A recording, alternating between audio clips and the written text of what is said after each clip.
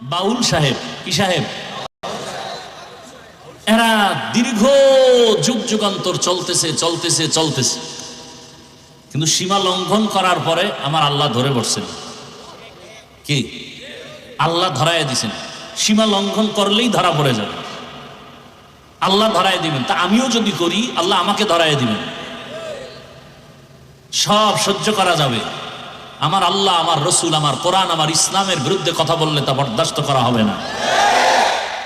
একজন বয়াতি আবুল সরকার, সে আমার আল্লাহকে নিয়ে স্টেজের মধ্যে ওইটা যেই শব্দ চয়নগুলো করেছে, এই শব্দগুলো অত্যন্ত বেয়াদবি হয়েছে। কথা বলেন ঠিক না বেঠিক? এই জন্য এই সমস্ত কথাগুলোকে আমরা আহলুস সুন্নাত ওয়াল জামাত সমর্থন করি না। এক নম্বর কথা হলো, এই সে যে অন্যায় করেছে, যে বক্তব্য দিয়েছে, এটার জন্য অবশ্যই তাকে মাপ চেতে হবে। এবং রাষ্ট্রীয়ভাবে অতীতেও দেখেছি অনেকে নবীকে গালি দিয়েছে, অনেকে আল্লাহকে গালি দিয়েছে, অনেকে শরীয়তের বহির্ভূত অনেক কথা বলেছে।